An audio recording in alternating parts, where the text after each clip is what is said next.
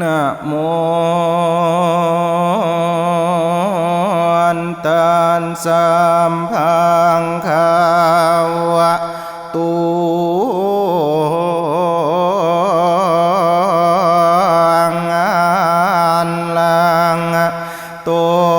สัมมา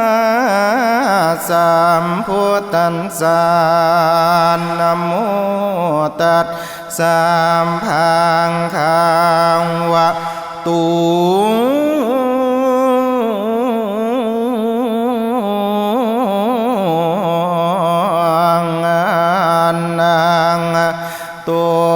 สัมมาสัมพุทธัสสะนะโม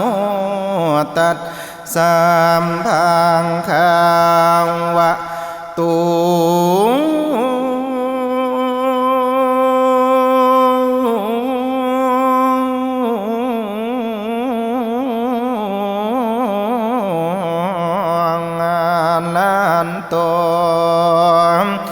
สัมมา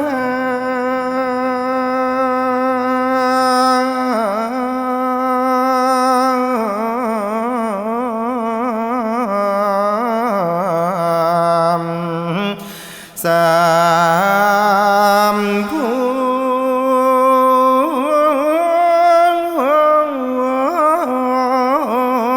ทธัสสะบัดนี้พอเมื่อสูลิยุเกินทอดแสงใสซองมีแสงทองพุ่งเกินอีกาเอียงว่าส่งเสียงทั้งสัตว์ป่าสัตว์เลี้ยงพากันเตือนตาใสตามธรรมดาโนไปมันบ่ต่างกันไกลเวียนตัวกำเย็นเป็นคนตั้งมีพลังได้ตกแต่งกำได้แบ่งแจกไว้ว่าดีให้นั้นต่างกันพระโคดมว่านั้นเปิ้นในเหตุแต่ทางเดียมปาลามีสามทิฏฐัตนาเนกน้องนกกองโดนทำกุศลบ่มีขาดเหตุมานั้นบ่มีวันแต่ละชาติว่านั้นไตมันบ่วันไหวมีสัตว์หนึ่งเพิ่นได้เป็นสุเมธดามนกันติธรรมบ่มีโล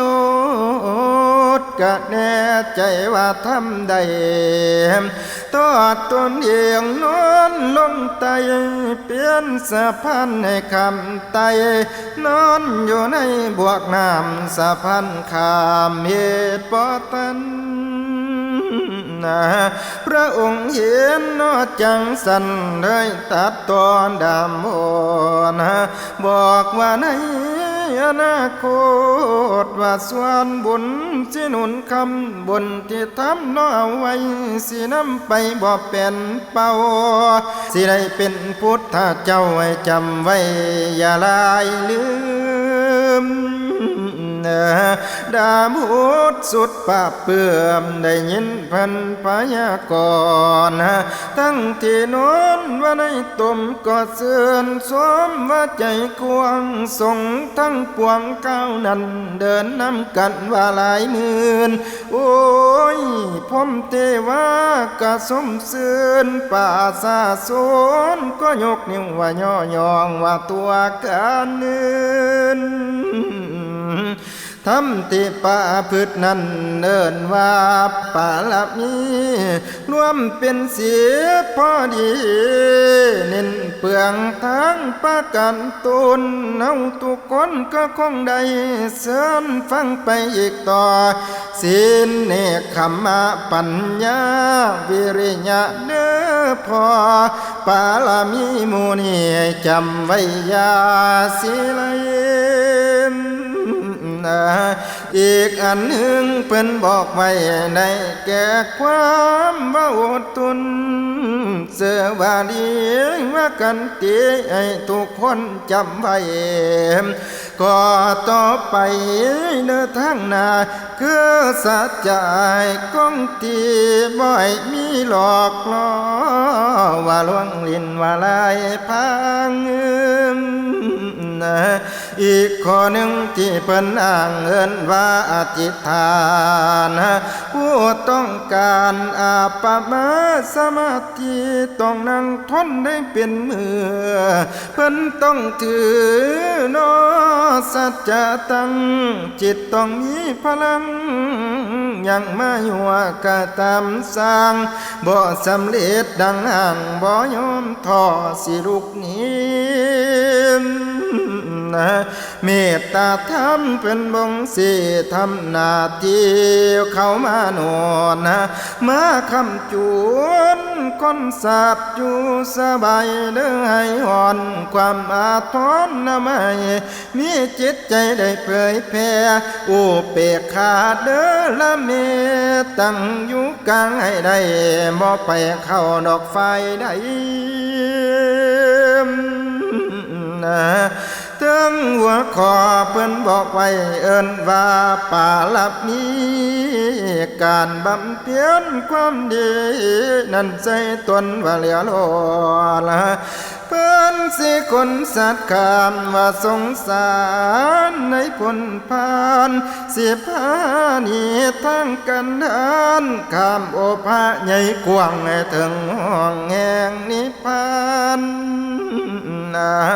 ก็เช้าพุทธทุกท่านพากันอ่านปาลมีการบำเพ็ญความดีใส่ตนเนื้อเอาไว้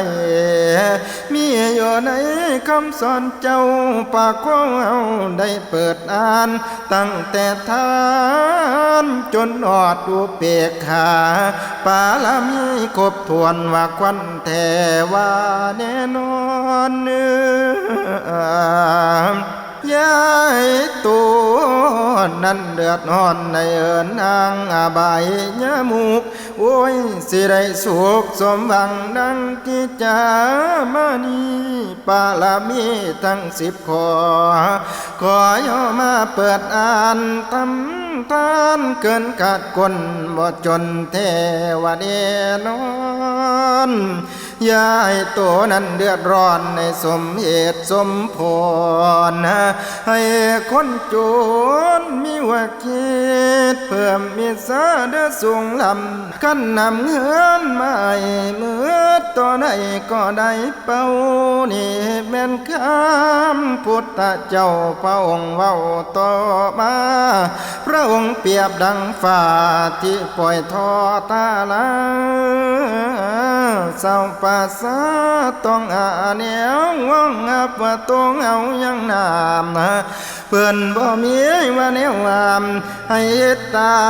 มที่ทรงสั่งสิสมหวังทุกท่านมันนั่นเสียงไกลสิขอหยุดพักไว้ว่าในเรื่องปฐมมูลทำเกื้อกูลให้เป็นพระพุทธโคที่จูให้ทำข้อใดที่ทำไม่เป็นองค์พุทธบาทได้ประกาศบอกแจ้งแสดงให้ว่าสู่ฟังสิขอหยุดฟักจังเศร้าไว้ก่อนโยมตามมีเวลาจึงคอยฟังว่าต่อก่อนสิมีสอนก็จบก่อนพระธรรมไว้ก็ปาไตทุกทานอาวสานเพียงสำนีภาวันคอยสิโอ้ยหลวงนั้นนาสานทา